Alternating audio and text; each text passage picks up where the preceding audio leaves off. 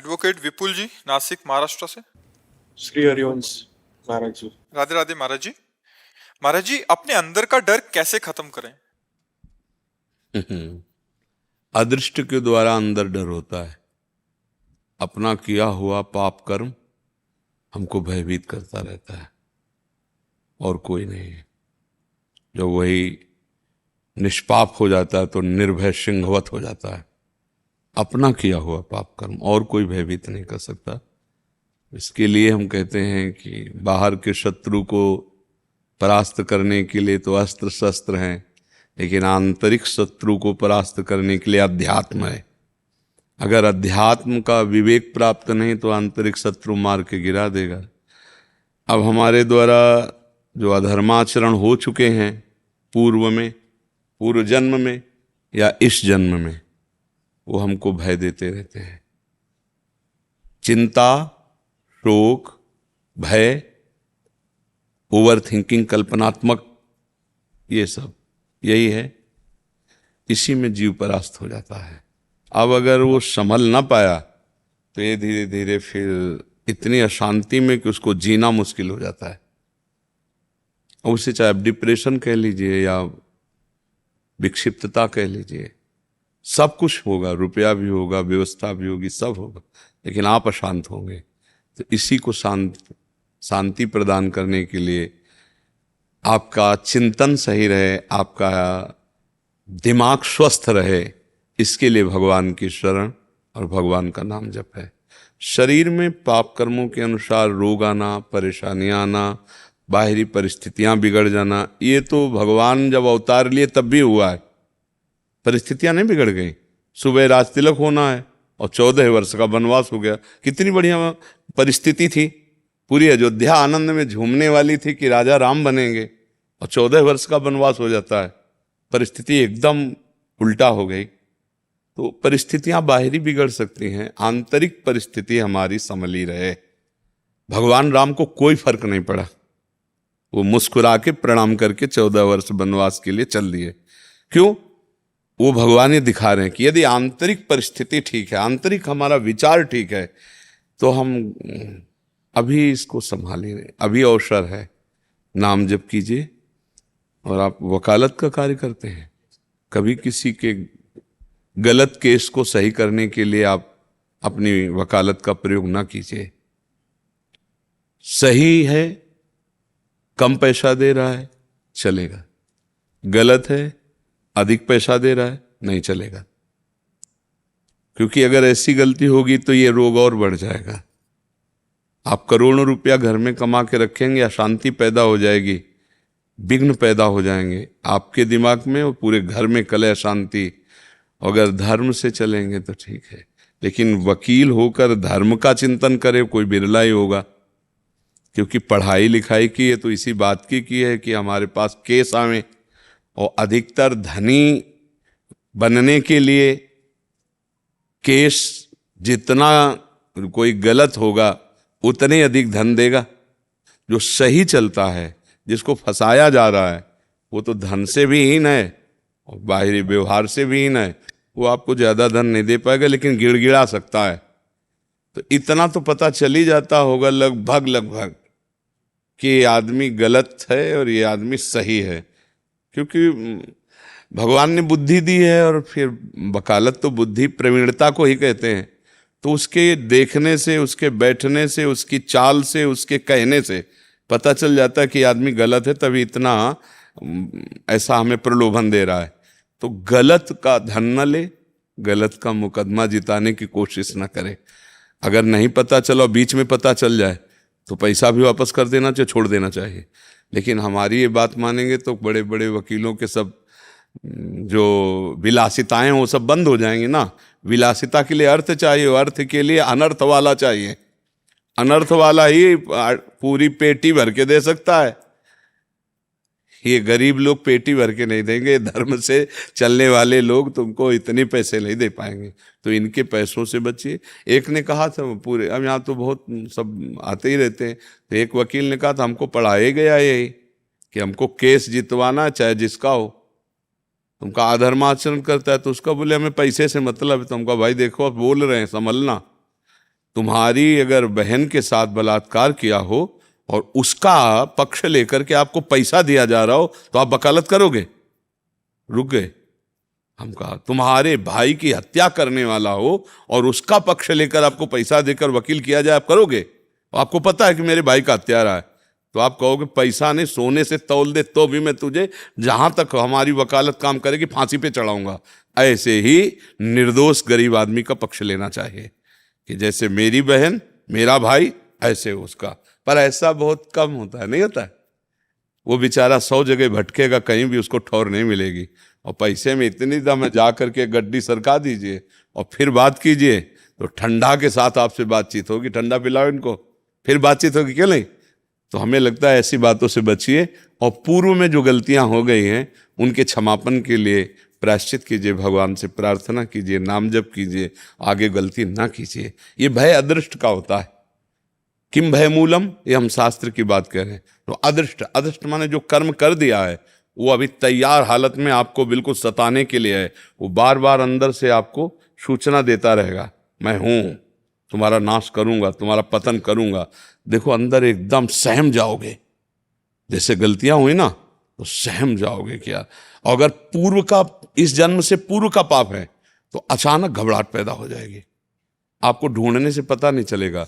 और इस जन्म का है तो पता चल जाएगा आपको कि वो हमने किया है, वो हमको जलाए डाल रहा है, वो कर्म हमको जलाए डाल रहा है। स्पष्ट निकलता है मन से कि यार ये उसी कर्म का फल है जो मैंने किया है। तो अपने लोगों से गलतियां हो जाती हैं, जाने में अनजाने में, काम वासनावश, क्रोध वासनावश। तो हमको चाहिए कि भगवान से प्रार्थना करें और कुछ नियम पूर्वक पाठ करें। संस्कृत पढ़ लेते हैं आप? बिल्कुल नहीं। हिंदी तो पढ़ ही लेते हैं आप? हाँ, तो हिंदी पढ़ लेते हैं। तो जैसे भगवान के विष्णु शास्त्र नाम है तो नहीं पढ़ पाएंगे आप, है? एक बार खरीद करके और आप अभ्यास कीजिए, विष्णु शास्त्र नाम का रोज एक बार पाठ, और श्रीमद् भागवत का एक अध्याय हिंदी से रोज, ज्यादा समय नहीं, और 10 मिनट कीर्तन। जो नाम प्रिय हो, राम, हरि, राधा, क्या नाम प्रिय है आप? हरि। तो बस हरिशरणम हरिशरणम हरिशरणम हरिशरणम, ये 10 मिनट कीर्तन कीजिएगा, ठीक है? और चलते फिरते उठते बैठते नाम जप करिएगा। दूसरों का सुख देने का भाव रखिएगा कि मैं दूसरों को सुख कैसे दे पाऊं। फिर कभी मिलिएगा तो बताइएगा अब कैसा है हालचाल आपका। पक्की औषधि है, ये रामबाण अचूक औषधि है। विष्णु शास्त्र नाम का नित्य पाठ, 1-2 अध्याय श्रीमद् भागवत का स्वाध्याय, 10 मिनट, इसीलिए 10 मिनट रखा है कि बहुत कार्य है। नाम संकीर्तन, और फिर दिन में एक बार किसी का परहित करने की सोचना, भाई कोई ऐसा कार्य तो मेरे द्वारा हो जिसमें मेरा कोई स्वार्थ न हो और मैं दूसरे के कार्य आ जाऊं। ऐसा कोई कार्य कभी दिन में ऐसा विचार करें कि कोई एक कार्य मिल जाए 24 घंटे में एक बार, जो मैं किसी का ऐसा कार्य करूं जिसमें मेरा कोई स्वार्थ न हो और उसका मंगल हो। ये बहुत जल्दी आपको प्रसन्न कर देगा। देखो मन प्रसन्न है ना तो सब सुख है, और मन जल रहा है तो देखो आप पढ़े लिखे हो, वकील हो, पैसा है, सब कुछ है, लेकिन वो सुख मन प्रसन्न, और वो होता है परमात्मा से, वो होता है अच्छे कार्यों से, वो होता है भागवतिक कार्य। कई बार हम समझाए, एक बार आप सुंदर भोजन की थाली पाने जा रहे हो और एक भूखा आदमी आ जाए और उसे आप देख करके अपनी उठ के खड़े हो गए, आइए बैठ जाइए, पा लीजिए आप, और वो जब पाकर मुंह पोछे तो देखो आपको कैसा लगेगा। जीवन भर खाने से जो सुख नहीं मिलेगा, वो जब खा के ऐसे किस तो आपका हृदय शीतल होगा। वही शीतलता हमें सुख पहुंचाती है। परोपकार करने से अमोघ शीतलता आती है, और शरीर से दूसरे का जब हम सेवा हित करते हैं तो शरीर द्वारा किए हुए पाप नष्ट होते हैं, और मन से जब हम नाम जप करते हैं तो कई जन्मों के पाप नष्ट होते हैं। तो आप कीजिएगा ऐसा। आगे मंगल भवन भगवान है, मंगल ही करेंगे, क्योंकि मंगल न करना होता, आप सात्विक ना होते तो यहाँ आते ही नहीं। जो प्रभु ने अनुग्रह किया, जब द्रवहि दीन दयालु रागो तो साधु संगति पाइए। आप पर कृपा भगवान की है, अभी संभालिए, ठीक है? हाँ, जगदीश प्रसाद जी। राधेश। हाँ, राधे राधे महाराज जी। महाराज जी, पहले नाम स्मरण करता था, जिसका भी ध्यान करता था उसकी छवि दर्शन महसूस होते थे, लेकिन अब ऐसा कम होता है। तो क्या मेरे भक्ति भाव में कोई अंतर आ गया है महाराज जी? जरूर, या तो किसी की निंदा हो गई होगी, किसी महाभागवत का अपराध बन गया होगा, और या भजन की कमी हो गई होगी। नहीं तो ये तो बढ़ना चाहिए, घटना थोड़ी चाहिए। तो इस पर ध्यान दीजिए। यदि किसी संत महात्मा वैष्णव की निंदा हो गई, अपराध बन गया हो, तो क्षमा मांग लीजिए अंदर से। शारीरिक, मानसिक, वाचिक जो भी अपराध बन जाए, भगवान से क्षमा मांग ले, वो क्षमा कर देंगे, या तो क्षमा का वो प्राविधान बता देंगे। और अगर अंदर अपराध नहीं बना है तो भजन रुकना नहीं चाहिए, फिर भजन बढ़ना चाहिए। भजन बढ़ेगा तो छवि आनी चाहिए। तो आप देख लीजिए कोई न कोई अपराध तो नहीं बन गया है। बताता तो नहीं हूँ, हो सकता है अनजाने। हाँ, देख लो किसी संत भोजन सही है, भोजन बिल्कुल सही। हाँ, तो फिर भजन में बाधा नहीं आनी चाहिए। भोजन तो करता ही रहता हूँ, है मन से तो करता ही रहता हूँ, निरंतर। वहाँ निरंतर होता ही रहता है। हाँ, तो अब तो और बढ़ना चाहिए फिर। भी मेरे वो अंतर कैसे आ गया मेरे को मालूम नहीं पड़ा। अभी बात समझ में नहीं आई। अगर भजन निरंतर चल रहा है तो फिर चला कैसे जाएगा? वो तो गाढ़ हो जाना चाहिए, वो तो गाढ़ स्थिति हो जानी चाहिए। जिसका भी मैं स्मरण करता था उसकी आकृति सामने आ जाती थी। जिसका मैं जिसी का भी स्मरण करता, या कृष्ण का या राम का, जो शंकर का, जो भी, उसकी आकृति मेरे सामने आ जाती थी, लेकिन अभी नहीं आती। देखो, अभी भगवदानंद तो मिला नहीं, क्योंकि छिनय घटे छिन बढ़े सो तो प्रेम न होए, अघट प्रेम पिंजर बसे प्रीति कहावे सो। एक बार राम कृष्ण की छवि सामने आ जाएगी तो होश उड़ जाएंगे महाराज। जाको मनमोहन दृष्टि पर है, ये नरहरिदास जी टटिया स्थान के मानते हैं, बहुत बड़े महापुरुष। जाको मनमोहन दृष्टि पर है, सो तो भयो सावन को आंधरो, सूझे रंग हरे ही हरे। जैसे सावन में अंधा हो जाए तो हरा ही हरा 12 महीना दिखाई देता है। एक बार श्याम सुंदर जिसकी दृष्टि में आते हैं तो जड़ चैतन्य कछु नहीं दिखत, जित दीखत तित श्याम खड़े, ब्यूहल बिकल संभार न तन की, घूमत नैना रूप भरे, करनी अकरनी दो विधि भूले, विधि निषेध सब रहे धरे, नर हरिदास ते भये बावरे, जे यह प्रेम प्रवाह परे, जाको मनमोहन दृष्टि पर। एक बार मर्यादा पुरुषोत्तम भगवान राम को जनक जी ने देखा तो कहा, बरबस ब्रह्म सुखई मन त्यागा। आप कहते हो राम जी के रूप को देखा, श्याम जी के रूप को देखा। अब वो रूप नहीं तो मुझे समझ में नहीं आता। एक बार इनका रूप यदि आ जाए तो और फिर कुछ सुहाई ले देता। प्रभु और नाम जप करो और प्रभु से प्रार्थना करो। ठीक। रश्मि जी कोलकाता से। राधा वल्लभ श्री हरिवंश। श्री हरिवंश महाराज जी, मेरा प्रश्न है कि आपने कहा है कि हर घंटे का कर्म हमें समर्पण करना है, तो हमें कौन कौन से निषिद्ध कर्म समर्पित नहीं करने हैं? जो अंदर से आता है कि ये गलत है वो मुझे करना ही नहीं, क्योंकि भगवत शरणागत हैं। अब आपको पता नहीं है कि गलत कर्म क्या होते हैं। जो शास्त्र विरुद्ध, धर्म विरुद्ध आचरण होते हैं वो हृदय में आ जाता है। क्यों सबके हृदय में नहीं आ जाता? मैं गलत करने जा रहा हूँ, ये गलत है। आता है नहीं सबके, पर बड़ी धीमी आवाज से आता है। आप ना मानो तो फिर मानता है नहीं कोई, बिरला है। अगर उसकी मान ले तो फिर और गुरु है, वो अंदर बैठा गुरु है, सब कुछ समझा। जो ही आप गलत करना सोचेंगे तो आ जाएगा गलत है। एक अंदर जलन होगा गलत है, ना करो। लेकिन मन ने सुख मान रखा है, अरे इतना रुपया मिल जाएगा, या भोग सुख मिल जाएगा, या अमुक, वो फिर नहीं सुनता अंतर आवाज और वो पाप कर्म कर बैठता है। जो धर्म विरुद्ध है, आत्मना प्रतिकूलानी परेशान न समाचरित। जो मेरी आत्मा को पसंद नहीं वो किसी के साथ हम व्यवहार ना करें। जैसे हमारी बहन के साथ कोई गलत देखना चाहे तो मुझे पसंद नहीं आएगा, तो हम किसी की बहन को गलत ना देखें। हमारे शरीर को कोई पीड़ा पहुंचाए तो हमें दुख होता है, तो हम किसी के शरीर को पीड़ा मत पहुंचाएं। हम कटुवचन नहीं सुनना चाहते तो हम किसी को कटुवचन ना सुनाएं। इस प्रकार से आत्मना प्रतिकूलानी परेशान न समाचरित। और दूसरा, सत्संग सुने, सत्शास्त्रों का स्वाध्याय करे, तो उससे पता चल जाता है कि ये धर्म है, ये अधर्म है। अधर्माचरण भगवान को समर्पित नहीं किए जाते। श्री कृष्ण अनुकूलेन प्रतिकूलस्य विसर्जनम, भगवान के प्रतिकूल कार्यों का त्याग कर दे। अब जैसे स्पष्ट में है कि हम भगवान को मांस मछली या पवित्र भोजन नहीं लगा सकते, तो हम भी नहीं खाएंगे। भगवान को गंदे पेय का भोग नहीं लगा सकते, हम भी नहीं पिएंगे। भगवान को ऐसे ही सच्चे कर्म प्रिय है क्योंकि सत्य है वो, तो हम बुरा कर्म क्यों करेंगे? क्योंकि भगवान के भक्त हैं, भगवान के मार्ग। अगर कभी भूल से बुरा कर्म हो जाता है तो हम उसे समर्पित नहीं करते, क्षमा करवाते हैं, नष्ट करवाते हैं, भगवान से प्रार्थना करते हैं कि हमसे गलती हो गई, जीव हैं प्रभु, पूर्वाभ्यास वश हमसे गलती हो। वो हम समर्पित नहीं करेंगे। वो सरकारी बैंक है, जो समर्पित करोगे ब्याज सहित तो वापस मिलेगा। तो अगर पाप समर्पित करोगे तो बड़ा स्टॉक होकर के फिर भोगना पड़ेगा। इसलिए पाप नष्ट किए जाते हैं भगवान नाम कीर्तन से, भगवान से प्रार्थना से, और अशुभ कर्म नहीं किए जा सकते। जैसे अशुभ कर्म क्या है? तो सत्संग सुनो, शास्त्र स्वाध्याय करो और अपने अंदर की बात सुनो।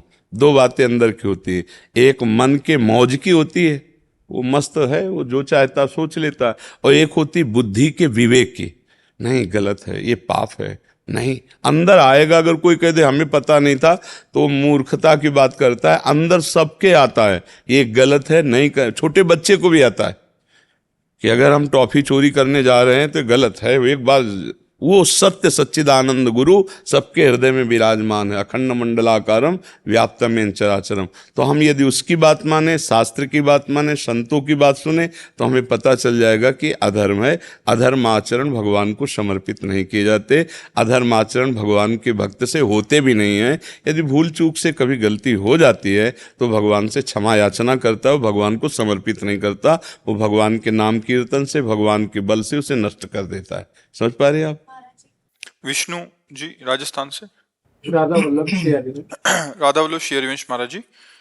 बाबा, बचपन में माता जी गुरु पूर्णिमा पर एक संत के पास लेकर गए, उन्होंने कान में मंत्र दे दिया। बाद में 16-17 वर्ष की आयु में माता जी ने पुष्टि मार्ग में ब्रह्म संबंध दिलवा दिया, मगर मेरी ज्यादा समझ नहीं होने के कारण दोनों ही गुरुओं से कभी बात नहीं हो पाई। मगर उनके दिए मंत्र को दिए गए समय पर जप जरूर करता हूँ। समझ आने पर 7-8 महीने पहले सीताराम ओंकारनाथ जी महाराज जी के एक शिष्य हैं जिनसे दीक्षा और मंत्र लिया बाल गोपाल की प्रेरणा से। मगर अब संशय यह है कि तीनों में से किस मंत्र का जप करूं और किस एक मार्ग को अनुगमन करूं?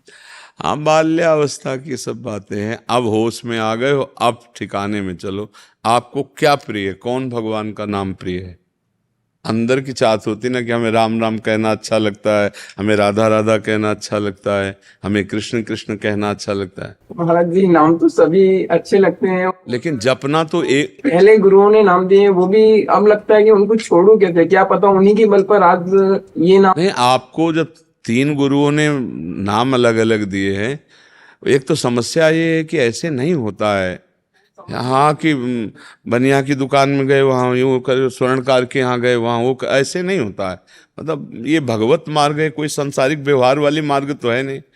एक बार गुरु का वरण होता, फिर आजीवन उसका निर्वाह किया जाता है। रस पद्धति के लिए आगे वो बढ़ना अलग बात होता है। वैसे 14 जगह दीक्षा ले ले, अब उनका मंत्र जपे कि उनका जपे कि उनका जपे, तो अपराध भी तो बनता है उनमें से ना, किसका छोड़े किसका जपे तो अब हम फाइनल में तुमसे पूछ रहे हैं कि तुम्हें प्रिय कौन सा नाम है, कौन सा मंत्र प्रिय है गुरुदेव का, किन गुरुदेव का? आप कहोगे सब प्रिय है, सब तो फिर ऐसे नहीं। मार्ग में फिर एक नाम, एक मंत्र, एक भाव में चला जाता है। सब मंत्र थोड़ी जप सकते हैं। एक प्रियता। बोलो किसकी प्रियता है? अगर तुमसे पूछा जाए फाइनल में कि तुम्हें प्रिय क्या है तो क्या बोलोगे? राधा कृष्ण है? राधा कृष्ण। ये मंत्र प्राप्त है कि इनके नाम का मंत्र कहीं प्राप्त है तुम्हें? जब समझ आई तब सीताराम ओंकारनाथ जी महाराज जी के एक शिष्य से दीक्षा और मंत्र लिया, अभी वर्तमान में 8 महीने पहले लिया है। वो उस समय मेरी समझ नहीं थी। तो अब जो मंत्र बोलना मत, अब जो मंत्र लिया है अब उसे श्रद्धा पूर्वक खूब जपो पवित्र अवस्था में, और जब अपवित्र हो तो राधा कृष्ण जपो। ठीक है? अब बस खत्म सोचो, अब खत्म, पूरा अंदर से सब खत्म। सब एक ही गुरु हैं, वही परमात्मा सब में व्याप्त है। अभी जो आपने होश में आकर के लिया, अब उसको मंत्र को जपो और राधा कृष्ण नाम जप करो। कोई संशय मत रखना। लेकिन आप कंठी तिलक तो कुछ बांधे नहीं हो। नहीं, कंठी तो है, जब बहुत गहराई में है नीचे। तिलक जी अभी लगा है तिलक, कभी गुरुजी ने आज्ञा नहीं दी लगाने। अरे फिर दीक्षा कैसे हुई? दीक्षा में तो साथ ही साथ होता है कंठी, माला, तिलक, छाप, ये तो सब बिना तिलक के तो वैष्णव पद्धति में शुरुआत ही तिलक से होती है। रजादि तिलक संन्यास पद्धति में भी चाहे जल से ही करे या भाव से ही करे, त्रिपुण्य धारण करते हैं। अब जो एक परमहंसी स्थिति होती है उसमें कोई तिलक और देव भाव की सत्ता नहीं, तो तिलक की क्या सत्ता। पर वैष्णव मार्ग में तिलक की तो बिना तिलक रचना किए कोई भी अनुष्ठान नहीं किया जाता। यहाँ तो सबसे पहले स्नान करके रज लगा के पहले तिलक रचना की जाती है। अब जैसे हम सुबह आते हैं तो सूखी रज का तिलक लगा करके आते हैं, बिना तिलक रचना के। हमारे वैष्णव सिद्धांत में जब ये स्थिति आ जाए, लिखंति भुजमूल तो न खलु शंख चक्रादिकम विचित्र हरि मंदिरम न रचयंति भालस्थले लसत तुलसी मालिकाम दधति कंठ पीठे नवा गुरुर भजन विक्रमात्म हिते महाबुद्धया। बोले न तिलक रचना की सुधि, न कंठी बंदी हुई, न शरीर की सुधि। और भाव में डूबा हुआ कई दिन कई रात ऐसे निकल गए। बोले गुरुर भजन विक्रमात्म, गुरु के द्वारा दिए हुए भजन से सब माया को परास्त करके ऐसी ऊंचाई पर धन्य है उनका जीवन, जो परमहंसी स्थिति है।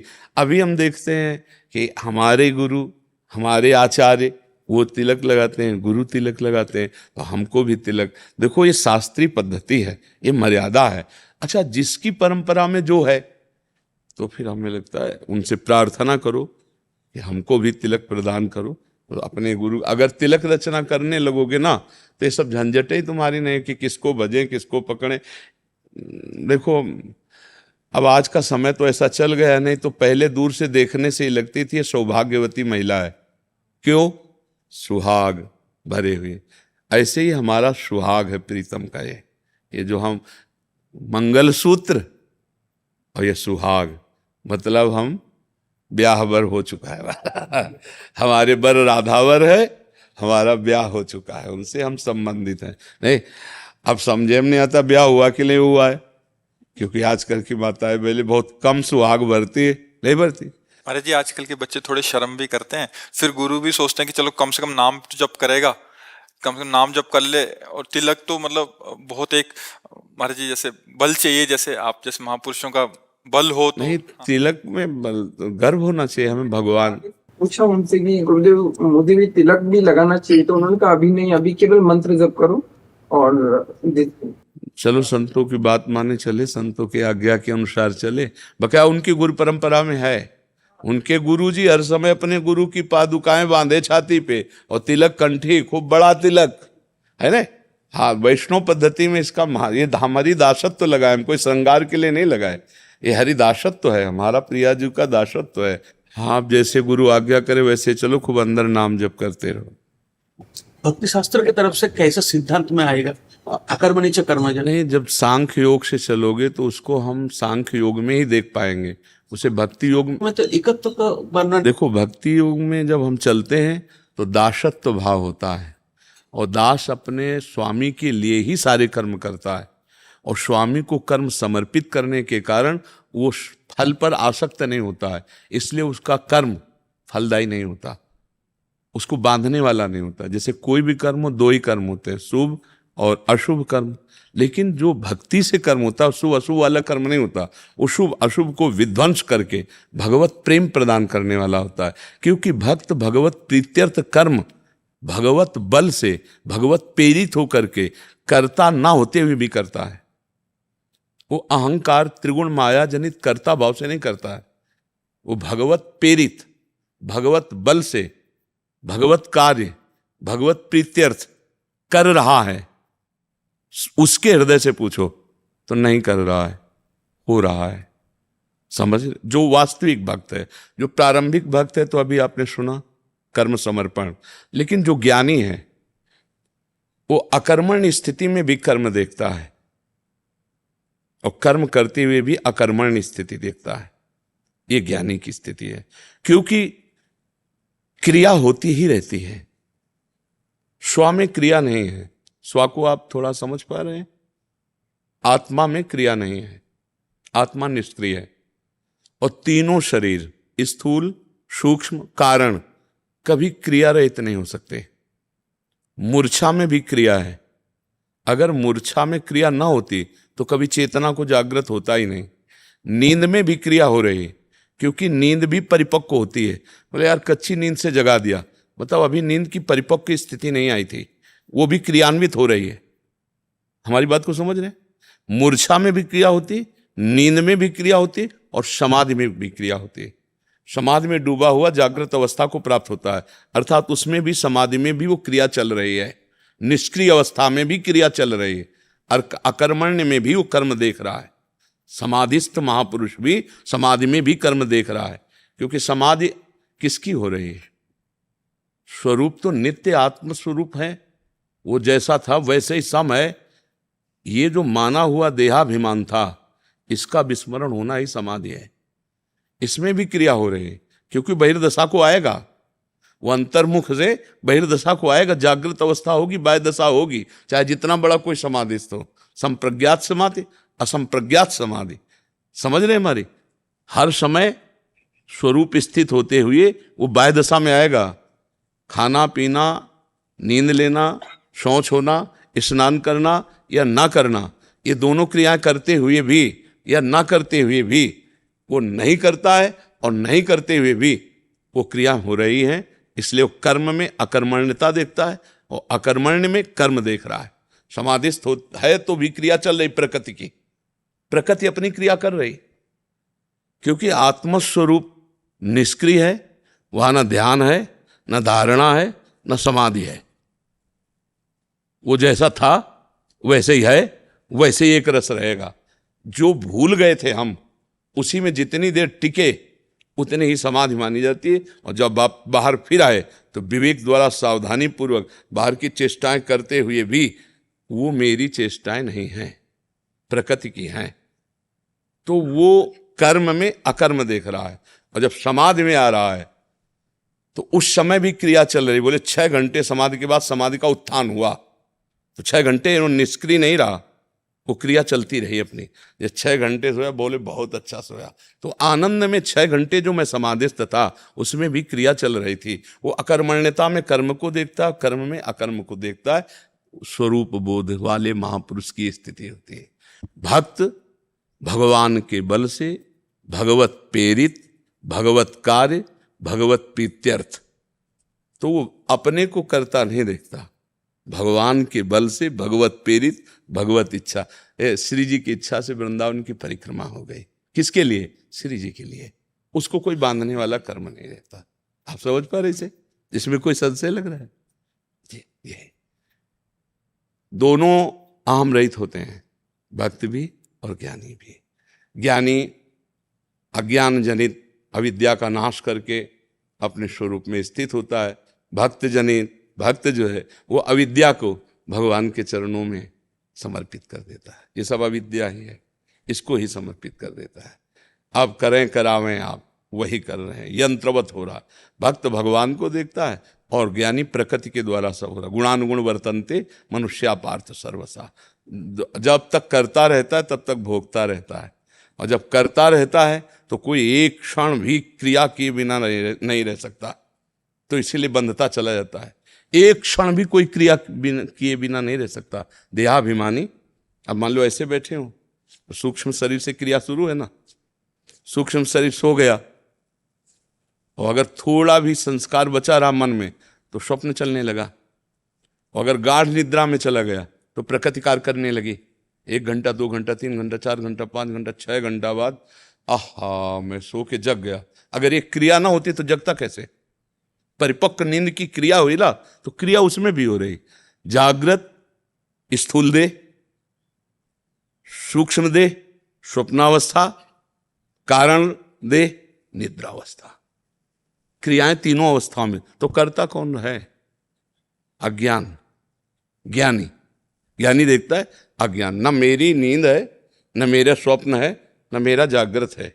तीनों अवस्थाओं से और तीनों क्रियाओं से और तीनों गुणों से परे मेरा स्वरूप है, ये ज्ञानी। और भक्त से भगवान को देखता है, त्रिगुणातीत, त्रैलोक्य का स्वामी, संपूर्ण शासन करता, ईश्वरों का ईश्वर, मेरा भगवान मेरे हृदय में बैठकर बुलवा रहा है, चलवा रहा है, दिखवा रहा है, खवा रहा है, पिला रहा है। मैं नहीं, ये मैं को खो दिया, वो तू को खो दिया। वो मैं में स्थित हो गया, ये तू में स्थित हो गया। बचा एक ही इधर, और अपने बीच वाले मैं तू दोनों में स्थित है। इसी का नाम माया है। मैं और मोर तोरते माया जेबस किले जी लिखाया। धन्यवाद। बड़ा सूक्ष्म विषय है। हाँ, बड़ा सूक्ष्म विषय है। अध्यात्म का उत्तम पथिक ही इस विषय को प्रश्न कर सकता है और इस विषय को समझ सकता है। बहुत सावधानी पूर्वक चलते रहिए। बड़ी कृपा है आचार्यों की, गुरुजनों की। आशीर्वाद दीजिए। नेक्स्ट ईयर मेरा सन्यासन उसका। हाँ बिल्कुल, चलो, और क्या, दौड़ के चलो। भगवत पार्षद हैं, बस अपने मार्ग को समझते रहना चाहिए कि हमारा जो मार्ग है उसमें मुझे जीवन में ये जो नहीं करना है उस पे कभी हाथ नहीं डालना चाहिए। बस, तो लुढ़कते पुढ़कते हम अच्छे बन जाएंगे। इस मार्ग में सबसे ज्यादा घातक बात क्या है कि जो नहीं करना चाहिए उसमें मुझे हाथ नहीं डालना। हमारा सतमार्ग ढीला भी होगा तो चल जाएगा, लेकिन असत मार्ग का प्रवेश ना हो तो हम पक्के बन जाएंगे। कंचन, कामिनी, कीर्ति, ये तीन हमको गिरा न पावे। बस पढ़े रहो, शुद्ध बुद्ध परमात्मा स्वरूप परमहंस हो, पढ़े रहो, सब बात बन जाएगी। पर ये हमको न गिरा पावे, बस इतना गांठ बांध लो। अगर इतने में ढिलाई हो तो संन्यास ना लेना। अगर किसी माता बहन के रूप को देख करके, सांसारिक भोग देखकर मन ललचा जाता है तो फिर संन्यास लेकर घाटे में मत रहना। फिर गृहस्थ धर्म का, अगर ये है कि मर जाए जाऊं, कदम नहीं रखूंगा, तो पड़े रहो तो शुद्ध बुद्ध परमहंस हो जाओगे। क्या होता है ला, अपना जब निष्काम हम हो जाते हैं ना तो अपने स्वरूप की तरफ गति होने लगती है, और जब सकाम होते तो देह भाव पुष्ट होता चला जाता है। इसलिए संन्यास तो बहुत उत्तम मार्ग, पर हमारी बात को गौर करना, और अगर नियम ले लेना तो फिर मतलब जीवन से ऐसे उदास हो जाओ, जीवित मर जाए उलट याप में समाए, जिंदा मृत के तुल्य। कोई भी जैसे आकर्षण और संयोग दोनों प्राप्त हो जाए तो भी मरे हुए भी होना चाहिए। सामने वाले को लगे कि मनुष्य नहीं है, तो मुर्दा है और या फिर दिमाग खराब है इसका। ठाकुर जी को एक बात है, सन्यास में जानते मोरा जी, बंगाली में कहते हैं जानते मोरा जी, इसका जीवन है लेकिन वो वही जीवित मर जाए उलट आप में से। बिल्कुल। कृष्णा जीना जी उड़ीसा से। जय श्री राधे। महाराज जी मेरा प्रश्न है कि आपके प्रवचनों से लाखों युवाओं का जीवन बदल रहा है, उनमें से एक मैं भी हूं। लेकिन अभी भी कुछ युवा ऐसे हैं जो ना सोशल मीडिया में रुचि रखते हैं, ना अपने कर्मों के फल के कारण वो वृंदावन आ पाते। तो महाराज जी मैं एक चीज जानना चाहता था कि आप वृंदावन के बाहर नहीं जा सकते क्या? महाराज जी आपको किसका प्रश्न है? हाँ भाई, पहली बात तो ये है कि हम क्षेत्र संन्यास लिए हो। क्षेत्र संन्यास को तो सोचते हो हम ब्रज 84 कोष में ही अंदर जा सकते हैं, इसके अलावा नहीं। प्राण निकल जाए, कुछ भी हो जाए, बाहर नहीं जा सकते। पहला तो ये नियम है। और दूसरी ये बात है कि जिसका कल्याण होना है, तो देखो मुझे तो पता नहीं ना, इसी कमरे में तो कितने लोग बैठे हैं और लाखों लोग, आप खुद कह रहे हो परिवर्तन हो रहा है। तो जब कोई प्यासा होता है और पानी मिल जाए तो पी लेता है। अब प्यास ना हो और घड़ा उसके ऊपर डाल दो तो भी नहीं, बात नहीं बनेगी। तो भैया सब संसार में अलग अलग प्यास है। कुछ ऐसे होते हैं जो भूले हुए हैं, कान में शब्द पड़ा जग गए, और कुछ ऐसे होते हैं जो जगे हुए सोने का नाटक कर रहे हैं, उनको जगाया नहीं जा सकता। उनको हम जाएं भी ना तो उनको नहीं समझ में आएगा। तो अब अगर ना परिवर्तन कोई अपना चाहे तो भगवान गए थे समझाने दुर्योधन को, संधि कर लो, आधा राज्य दे दो। बोले नहीं, बोले 5 गांव दे दो। बोले सुई की नोक भर नहीं देंगे, तो गर्दन तो कटेगी। फिर अब युद्ध हुआ कि नहीं हुआ? तो प्यारे, जिसको सुधरना है तो मोबाइल से सुन करके सुधर जाएगा, यहाँ आके सुधर जाएगा। और जिसको नहीं सुधरना है तो फिर नहीं सुधरेगा, चाहे हम ही को ले चलो आप, तो नहीं सुधरेगा, पक्का सो। और जिनको सुधरना है, तो जैसे आप कह रहे हो लाखों लोग सुधर गए, तो हम तो जानते नहीं ना, हम तो फेस टू फेस उपदेश तो कितने लोग बैठे हो, और इसको कई लाख लोग सुनते हैं। एकांतिक को सत्संग होता है जो 1.25 घंटा, उसे तो बहुत कम लोग सुनते हैं। एकांतिक ज्यादा सुनते हैं, कई लाख की संख्या में सुनते हैं। 24 घंटे में 3-3, 4-4 लाख, 4-5 लाख तो सुनते हैं। हाँ, तो अब 5 लाख में अगर रुचि ना होती तो ये धार्मिक बातें क्यों सुनते? और बहुत परिवर्तन कह रहे हो आप हो रहा है, और हम भी सुनते हैं जब लोग आते हैं, कहते हैं कि इसी एकांतिक में से छोटी छोटी रील्स निकलती हैं महाराज जी। हाँ। तो आपने बहुत एक मेन पॉइंट बोला हो, हाँ। उसे तो महाराज जी मतलब 40 लाख 50 लाख ऐसे लोग भी सुनते हैं 4 मिलियन। हाँ, तो अब जो सुनते हैं तो कहीं ना कहीं रुचि तो है ही है। और अगर रुचि है ये, तो उस रुचि को मिटाएगी। मांस खाना, शराब पीना, व्यभिचार करना, गंदे जैसे बच्चे ने कहा और आपने कहा, तो ऐसे लगभग बहुत लोगों के ऊपर भगवान की कृपा हो रही। तो घर बैठे जब कृपा हो रही ना, तो फिर ऐसे कभी सुना है सरोवर प्यासे के पास गया है? वैसे प्रायः प्यासे सरोवर के पास आए। ले, ये वृंदावन प्रेम समुद्र है और यहाँ आओगे तो बढ़िया धाम है। ठाकुर जी के भी दर्शन करोगे, तुम्हारा पाप भी नष्ट होगा और जीवन चरित्र भी। तो जो मोबाइल तो सबके पास है ही है, और अगर नहीं सुनते हैं, नहीं देखते हैं, अब भगवान देखो है ना, तो भगवान ने 3 प्रकार की सृष्टि की, सतोगुणी सृष्टि, रजोगुणी सृष्टि और तामसिक। जो राक्षसी है तो उनको भगवान मतलब दूर ही रखना चाहते हैं, क्योंकि वो भी चाहिए, जरूरी है। सब भगत बन जाए पूरी सृष्टि, ऐसा असंभव है, और सब राक्षस हो जाए ऐसा भी असंभव है, नहीं हो सकता। भगवान ने 3 प्रकार की सृष्टि रखी। कलिकाल में भगवान के सत्य मार्गों को स्वीकार करने की क्षमता लोगों की बुद्धि से हटती चली जाएगी, और पाखंड को ग्रहण करने की ज्यादा क्षमता आती जाएगी। कलिकाल का ऐसा प्रभाव है। देखो, आज हमें इसी बात का सुख है कि यहाँ कोई जंतुर नहीं बांधा जाता, यहाँ किसी तरह का नौटंकी नाटक नहीं किया जाता, और लाखों लोग मतलब इस बात में जुड़े। तो हम धन्यवाद देते हैं कि कलयुग में अभी कोई सुनने के लिए राजी है ये बातें। नहीं तो इस बात से राजी है कि हमारा अमुक रोग कैसे नष्ट होगा, हमें लड़का कैसे होगा, हमारा काम कैसे बनेगा।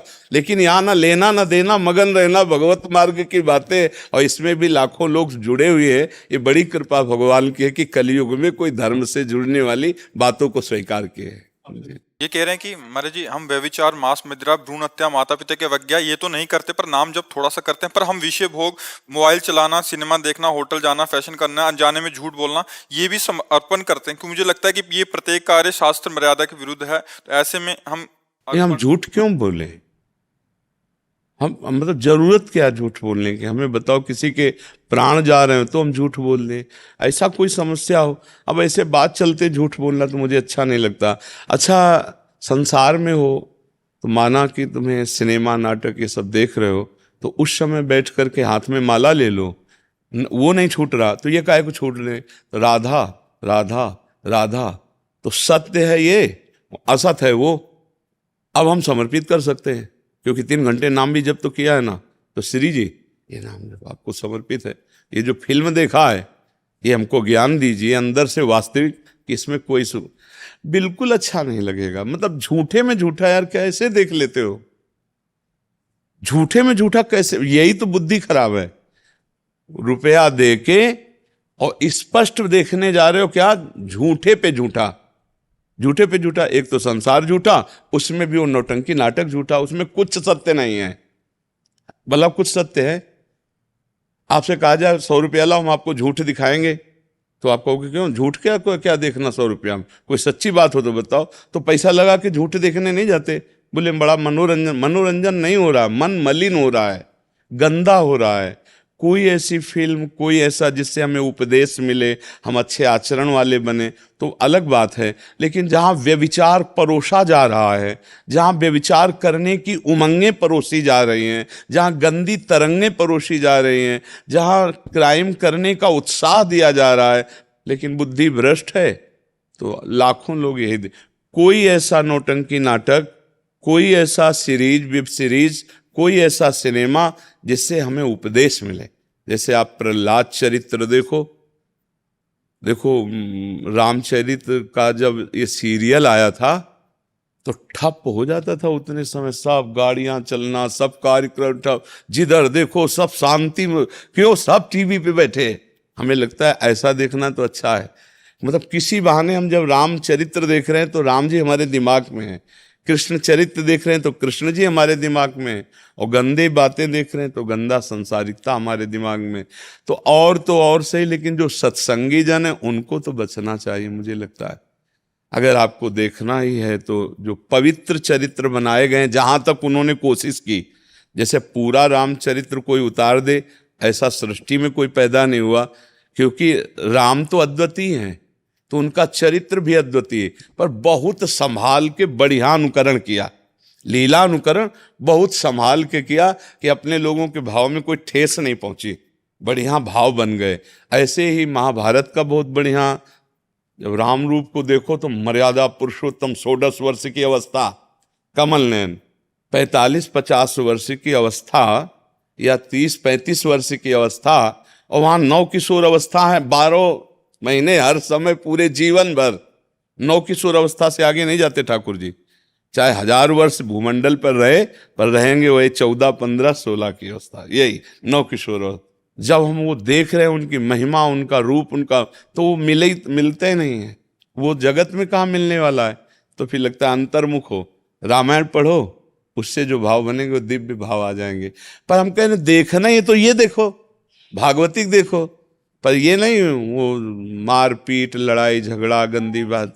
अब बाई चांस गलती हो गई अगर, अब छोड़ो, फिर क्या करें? फिर अब उस घंटे का अर्पण करें या नहीं? नहीं अब छोड़ो, आज से छोड़ो, अभी से सुधार करो। अब मत देखना फिल्म। अगर फिल्में देखने के बहुत शौक हो, नहीं छोड़ पा रहे हो, फिर राधा राधा राधा राधा राधा राधा राधा राधा, फिर सब डिलीट होता जाएगा, फिर वो आपका संस्कार नहीं बिगड़ा। हम तो कहते हैं अगर बुरा ना छोड़ सको तो भला क्यों छोड़ो, पकड़ो इसे भला को, राधा राधा राधा, सब छोड़ा देगा, कुछ अच्छा नहीं लगेगा। जब तक मन मलिन है तब तक ये प्रपंच अच्छा लगता है। जब मन बेकार का पैसा खर्चा करके 3 घंटे बर्बाद कर रहे हो और जानते हो झूठा है, मतलब बड़ा आश्चर्य, कोई झूठी बात कैसे देख सकता है। पर यही है माया का खेल कि झूठी बात देखने वाले लाखों मिलेंगे, सच्ची बात देखने के लिए कोई तैयार नहीं होता है। और एक बात और बता दें कि अगर आप भगवान से जुड़ी रहे, ऐसे ही समर्पित करते रहे, तो चाहे चंदन डालो आग में, चाहे लोहा डालो आग में, और चाहे बिष्ठा डालो आग में, तीनों को आग अपना रूप प्रदान करती है। तो हम भगवान के बच्चे हैं, वो ये देख के कि ये खेल कूद जो भी करता है सब मेरे को समर्पित करता है, तो वो रीझ जाएंगे। समर्पण का मतलब होता है भगवान ये देखना कि जैसे सुबह से शाम तक आपने जो किया, अपने पिता के आगे आके हाजिरी लगा दी, 50 रुपए की आइसक्रीम खाई, इतने की ये की, 50 रुपए की आइसक्रीम, ओ गर्मी का समय चल रहा है, इसके बाद ये शरबत पियाई पी, वो इस बात से खुशी रहेगा। खर्चा करता है, थोड़ी उद्दंडता भी करता है, थोड़ा अच्छे काम किए हैं, थोड़ी उद्दंडता भी की, पर वो हमारे सामने पूरी पेशगी रखता है। ऐसे ही हम बुरे भले जो भी जैसे हैं, पूरा बेपर्द ठाकुर जी के सामने है, कृष्णार्पणम मस्तु, तो वो हम पर कृपा ही करेंगे। वो हमको डांटेंगे तो भी हम पर कृपा है, ऐसा गंदा काम करना चाहिए, तो ये तब वो कहेंगे जब समर्पित करोगे। क्या कूड़ा करकट, महाराज हमारी बुद्धि ठीक कर दो, तो अच्छे काम करो जो आपको पसंद हो। इसलिए हम कोई मनमानी नहीं करें। यत करोश भगवान ने कहा, यत करोश शब्द में ये नहीं लिखा कि ये करो, उन यत करोश मानी जो भी कर रहे हो वो मेरे को समर्पित कर दो, मतलब अपने पिता के सामने हाजिरी लगानी और पूरी लगानी। अब थोड़ा डरना यह है कि कितनी बात की हाजिरी आप सत्यता पूर्वक लगा सकते हो, उतना ही कार्य करना, नहीं पिता के सामने हाजिरी लगानी है। बस ये डर बना रहे कि यार ये कर्म तुम भगवान के सामने कैसे पेश कर सकते हैं, और अगर वो कर्म पेश नहीं किया तो त्रुटि हो जाएगी समर्पण में, क्योंकि हमारा हर कर्म समर्पित होना है। तो हमें डरना चाहिए कोई गंदा कर्म ना करें, अगर हो जाए तो फिर डांट खाने की तैयारी रखनी चाहिए कि प्रभु के सामने जाए, कान पकड़े और नेत्र झुकाए, प्रभु गलती हो गई, कर्म तो ये है ही है आपके सामने, पर नाथ मुझे ऐसी बुद्धि दो कि मैं आपके विपरीत कोई कर्म ना करूं। हे प्रभु मुझे बल दो कि मैं आपके विपरीत कोई अनुष्ठान, कोई कर्म करके आपको समर्पित ना करूं। पर नाथ मैंने नियम ले रखा है कि बुरा या भला जो कुछ अब आपसे ही है, पार हो जाओगे, पक्की बात वाले, ये भी बात समझ लो, वो सुधार कर दे। बहुत बड़े माता पिता हैं, वो बहुत करुणा सिंधु हैं, पर थोड़ा तो हम ध्यान रखें कि हमारे द्वारा ऐसी कोई गलती ना हो जिससे हम अपने स्वामी के सामने, अपने प्रभु के सामने जाकर नेत्र ना मिला सकें, है नहीं। हम जीवन भर एक ही बात से डरे हैं कि कभी ऐसी कोई गलती ना हो जाए जिससे हमारी वजह से हमारे गुरु जी को नेत्र झुकाने पड़े। बस हमारे को जिन्होंने अपना माना, ऐसी कभी गलती ना हो जाए कि उनके पास ये शब्द पहुँचे, ये देखो ऐसा, तो उनको ऐसा झुकाना पड़े, ऐसा कभी जीवन में ना हो। ग्रीवा झुकानी पड़े, ऐसा प्रभु कभी कोई कर्म ना बन जाए। जब तक श्वासें हैं कहीं कोई ऐसी त्रुटि ना हो जाए, कोई ऐसी गलती ना हो जाए जो धर्म के विरुद्ध है। देखो हमारी सत श्रद्धा से लाखों की सत श्रद्धा है, हमारी एक गलती से लाखों लोगों की श्रद्धा का नाश हो जाएगा।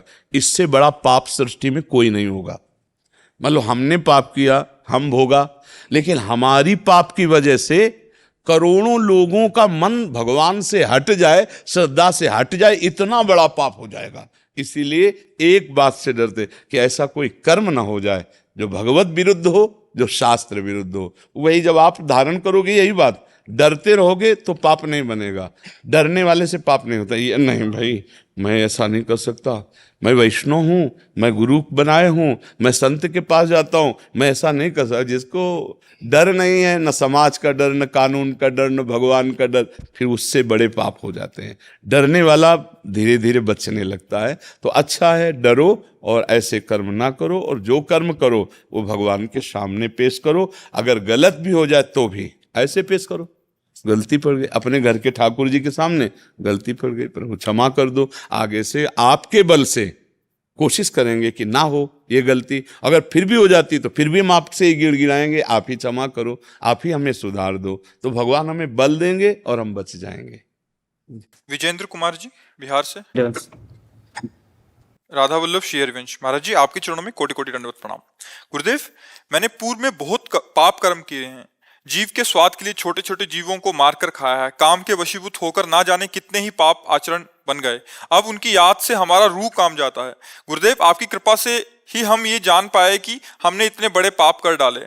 अब आपकी कृपा से सारे गलत आचरण छूट गए हैं। हमें आपकी कृपा से वृंदावन आने को भी मिला है, श्री जी का नाम मिला है। अब हम से कोई गलत आचरण ना हो, हम श्री जी से अनन्य हो, प्रेम उपासना में आगे कैसे बढ़े, इसकी इच्छा है महाराज जी कि श्री जी की प्राप्ति करनी है। नाम जब अधिक से अधिक करो।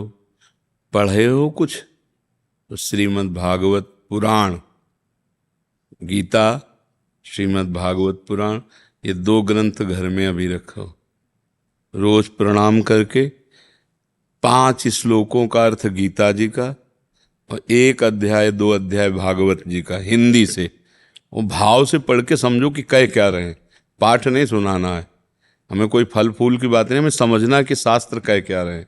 और चतुरासी जी के 12 पद रोज पढ़ लो, और बिना भोग लगाए ठाकुर जी का भोजन न पाओ। और जो गंदे काम जानते हो अब पुनः गलती ना होने पावे, सावधान रहो। और आधा घंटे नाम कीर्तन करो घर में, जो नाम श्री जी ने दिया है, राधा राधा राधा, जय जय राधा वल्लभ श्री हरिवन श्री वृंदावन श्री वंचन। आधा घंटा नाम कीर्तन करो, इसी से जीवन मंगलमय हो जाएगा। महाभागवत भगवान के जो जन हैं वो यही आचरण करते हैं। और पूर्व में जो हमसे गलतियां हुई, तो आज सत्संग सुन रहे थे,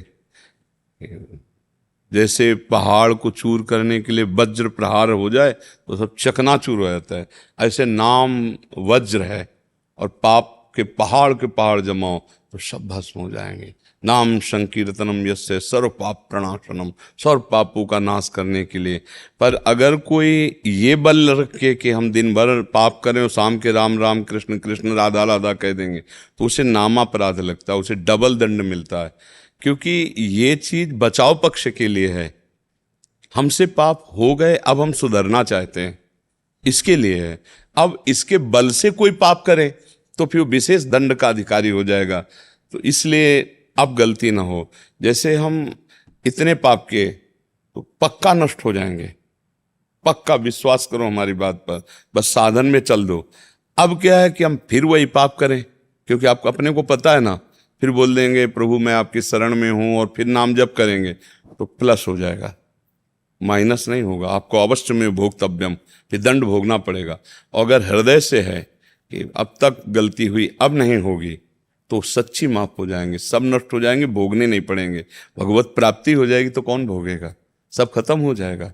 ईमानदारी से चलो, सच्चाई से चलो। अच्छा देख भी लिया, मान लो अभी कोई बहुत ज़्यादा उम्र नहीं, पर आपने बहुत कुछ बता दिया कि हमने खा पी के भोग के सब देख लिया। सुख क्या है? एक मन का आकर्षण मात्र है। नहीं तो रोटी दाल पा के देख लो, चाहे गंदे गंदे पदार्थ जो पा, पेट ही भरता है।